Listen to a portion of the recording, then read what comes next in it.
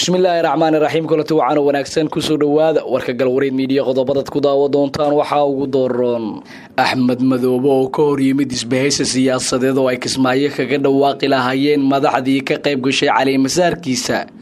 Al-Shabaab iyo maleeshiyada Muqtaar Roobo iyo ciidanka xoogga dalka oo isku dhinaca ku dagaalamay gobolka Bakool dawladda Soomaaliya oo qancisay kooxda Al-Sunna iyo qodobo kale oo xasaasi ah oo la isku hayo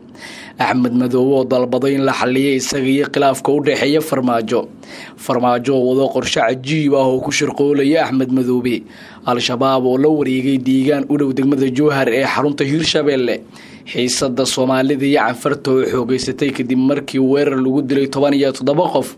ثابت oo dalbaday in Umar Finish lagu wareejiyo amniga caasimada iyo rabshado laga cabsi qaba inay hareeyaan doorashada ka bilaabatay dalka Mozambique hagaag hadii aad nagu cusub tahay fadlan daawada subscribe channelkan si aad u hesho wax kasta oo aan channelkan soo gelino taariikhdu waxay tahay 15 bisha 10 Oktoobar 2019 intii aad maqasheen oo faahfaahsan ku soo dhawaada daawadayaal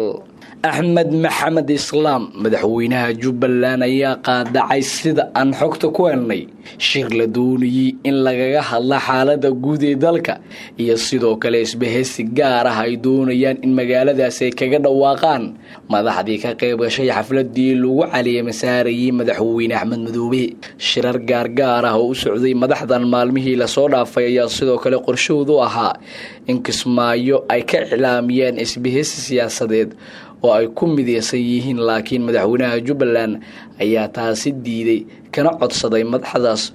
oo ay ka mid yihiin madaxweynayaashii hore ee Soomaaliya Xasan Sheekh iyo Shariif Sheekh Axmed kaliya caleemasaarka lagu ekaado madaxweyne Axmed Madoobe ayaa sida aan xogta ku helnay soo jeediyay wixii wada hadal iyo qorshe siyaasadeed ku aadan in xarunta dalka ee Muqdisho lagu faaqido wuxuuna intaas raaciyay in Kismaayo uusan doonin inay noqoto magaalo laga naqdiya dawladda federaalka Soomaaliya inta badan wufuudiga qabiisha caleemasaarka Axmed Madoobe ayaa lagu wadaa in deegaanadii ay ka yimaadeen dib ugu laabtaan maanta dawladda Soomaaliya ayaa qancisay kooxda Al-Sunna warar soo baxaya ayaa waxay sheegayaan in dawladda Soomaaliya Al-Sunna ay heshiis hordhac ah ay ka gaareen khilaafkii hareeyay arrimaha guddiga doorashada maamulka Galmudug ila wareediya ayaa sheegay in dawladda ay Al-Sunna u soo jeedisay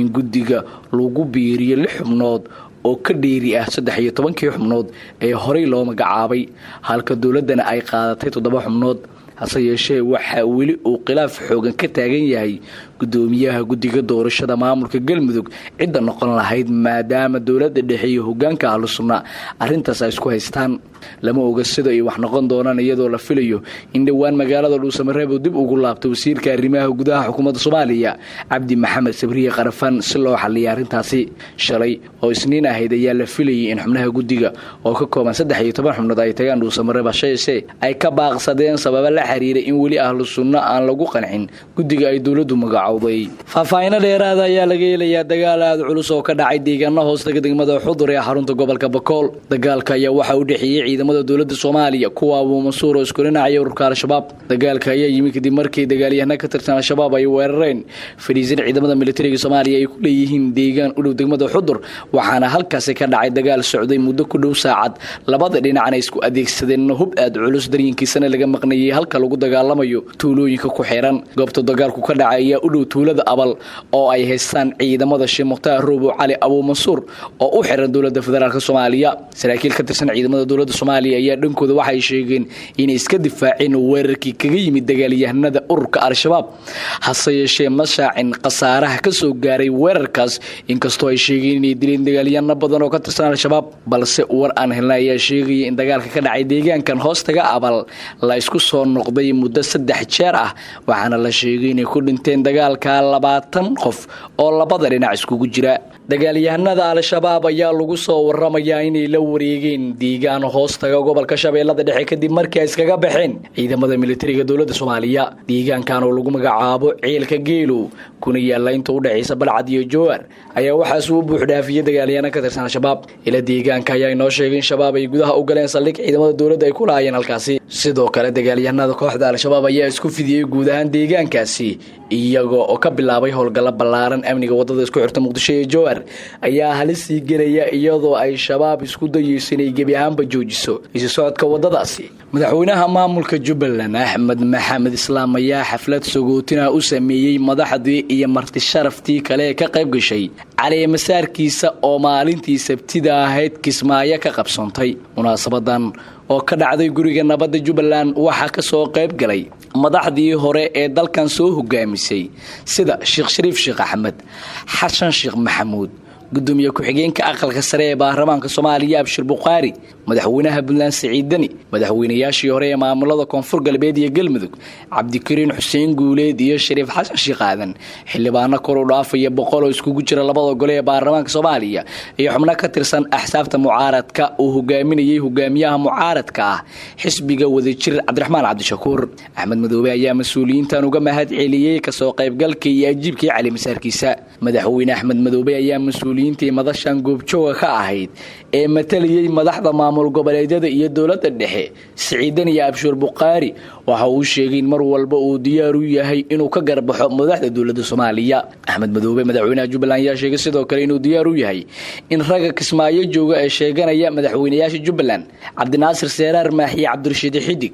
uu diyaar u yahay inuu wada hadal la furo. saaxiibaday madaxda dowladda federaalka waan ogolahay waa madaxdeedii golaha xafladda oo soo qaybgalan aad bay faa'iido kasta Abshir matalay waxaan rabnaa wadanka iyaga xukumo iyaga waaliga iyaga laga rabaa mas'uuliyadda inay iyagu qaataan oo wadanka hay'ad baa laga rabaa annaga khilaaf ma wadno xumaatooda kala shaqaynayno wanaag baan rabnaa hogaamintooda rabnaa waqtigeeda dhamaystaan baan rabnaa kuwa damaca kaga jira inay doorasho sidii shalay niyo ku yimaadaan aan ilaalino oo midaan ka shaqeeyo oo madaxda dowladda federaalka dowladda kale iyo cidda faragelisay iyo waxalba haddii inagu dhaxayaan wax isku qaqaano inaan wax kale iska sheegno waxyaabo kale isku tuutuuno dowladda isku tuuno waxaas oo dhan way wanaagsan maxaa lagu sixi karaa wixii xumaada maanta waxa iskala mas'uuliyadda madaxda dowladda federaalka Soomaaliya sababtoo iyaga waaliga iyaga nasilata artaagan iyaga laga rabaa waxa khalada inay sixitaankiisa ka shaqeeyaan haddii Jubbaland intii naasi mas'uuliyadda saaran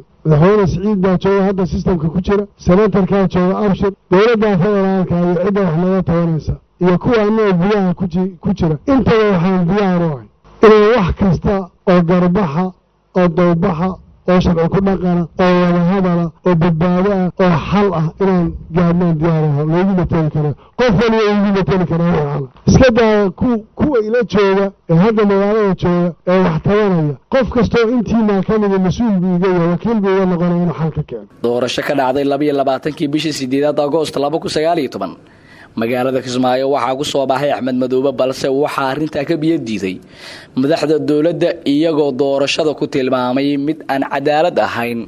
waxa ay soo taraya talooyin loo jeedinayo madaxweynaha Soomaaliya Maxamed Cabdullaahi Farmaajo kuwaas oo ku saabsan dejinta iyo xal u helista xaaladda sii xumaanaysa ee Jubbaland iyo dowladda. siyaasiyiin aqoon-yahano iyo mas'uuliyiin ka tirsan golayaasha baarlamaanka